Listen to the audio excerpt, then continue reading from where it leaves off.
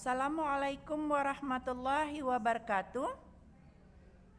Bertemu dengan Ibu Hermania dengan mata pelajaran Pendidikan Agama Islam di kelas 12.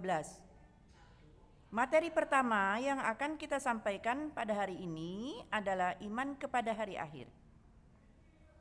Kita lihat peta konsepnya, hari akhir. Makna iman kepada hari akhir. Periode hari akhir, hakikat beriman kepada hari akhir, hikmah beriman kepada hari akhir, menerapkan perilaku mulia. Kita lihat yang pertama. Makna beriman kepada hari akhir. Pengertian. Menurut bahasa, hari akhir disebut juga dengan hari penghabisan. Ini tertuang di dalam Quran Surah Al-Baqarah ayat 177. Yang kedua, menurut bahasa, hari akhir disebut juga dengan hari pembalasan. Ini terdapat di dalam Quran Surah Al-Fatihah ayat 4. Silakan kamu cari sendiri nanti ya. Pengertian hari akhir menurut istilah adalah hari mulai hancurnya alam semesta berikut isinya dan berakhirnya kehidupan semua makhluk Allah Subhanahu wa Ta'ala. Atau hari akhir disebut juga dengan hari kiamat, yaitu hari penegakan hukum Allah Subhanahu wa Ta'ala yang seadil-adilnya.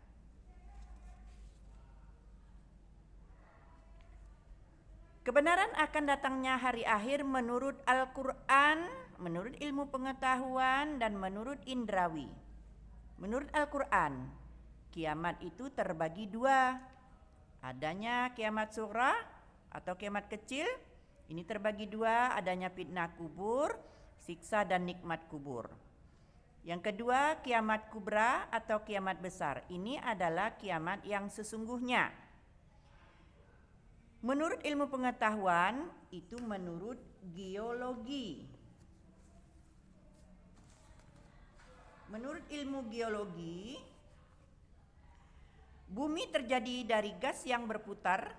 Setelah diam gas itu menjadi dingin, maka gas yang berat mengendap ke bawah, yang ringan berada di atas. Melalui proses evolusi yang sama sekali, gas bagian luar mengeras menjadi batu, kerikil, pasir, dan sebagainya. Sedangkan bagian tengah masih panas.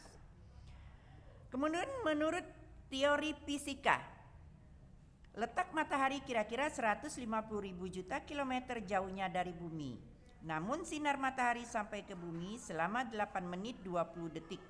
Garis tengah matahari 1,4 juta kilometer dan luas permukaannya 616 kali 1010 km sama dengan 622.160 km. Menurut ahli fisika, energi matahari dipancarkan ke angkasa dan sekitarnya 5,7 dikali 1000, 27 kalori sama dengan 5.853,9 kalori per menit. Yang ketiga, kebenaran akan datangnya hari akhir adalah bukti indrawi. Menurut pendapat Imam At-Tabari dan Ibnu Katsir, yang pertama adalah peristiwa pembunuhan yang dipermasalahkan oleh Bani Israel akan dihidupkan kembali oleh Allah Subhanahu wa Ta'ala hanya dengan perantaraan daging sapi yang dipukulkan ke tubuh orang yang terbunuh. Ini tertuang di dalam Quran Surah Al-Baqarah ayat 72 dan 73. Yang kedua pendapatnya tentang peristiwa Nabi Ibrahim alaihi salam dan burung yang dicincangnya, kemudian diletakkan di tiap-tiap bagian di atas bukit. Lalu Allah Subhanahu wa Ta'ala berfirman, "Panggillah, niscaya mereka akan datang kepadamu dengan segera." Ini terdapat di dalam Quran Surah Al-Baqarah ayat 260.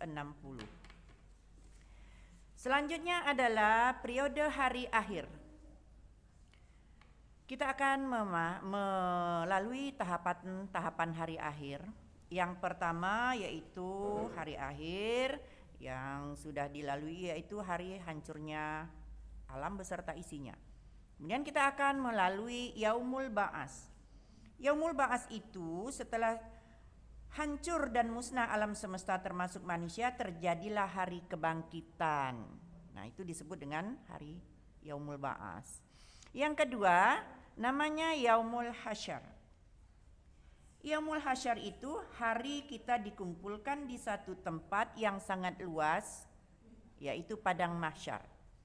Kemudian yang ketiga adalah buku catatan.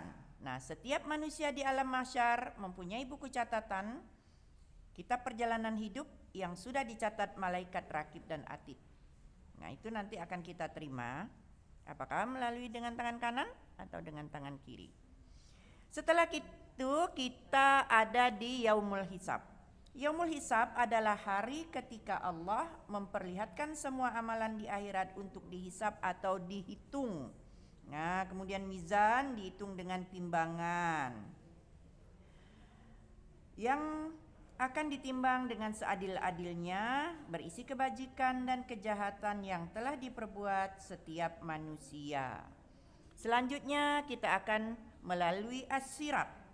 As-Sirat adalah jembatan yang terbentang di atas neraka menuju surga. Mudah atau sulitnya melewati As-Sirat ini tergantung kepada amal setiap manusia. Yang keenam adalah Yaumul Jaza.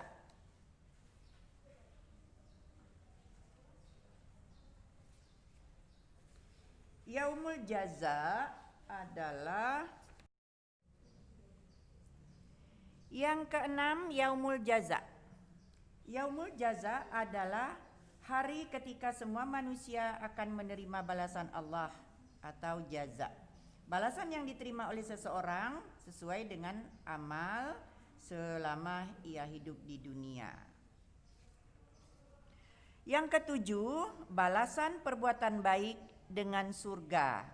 Nah, seluruh manusia dihisab dan melalui timbangan, mereka diberikan balasan yang sesuai dengan amal perbuatannya. Pada saat itu terbagilah manusia menjadi dua golongan. Adapun bagi mukmin yang bertakwa kepada Allah, pasti akan menerima balasan yang setara, yaitu berupa surga. Yang kedelapan, balasan perbuatan buruk dengan neraka. Adapun orang yang selama hidup di dunia lebih banyak mengerjakan perbuatan jahat, maksiat tercela dan kafir terhadap Allah, kufur kepada ajaran dan nikmat Allah, maka akan menerima balasan yang jahat. Nah, itu periode hari akhir ya. Sekarang kita lanjut. Hakikat beriman kepada hari akhir. Bismillahirrahmanirrahim.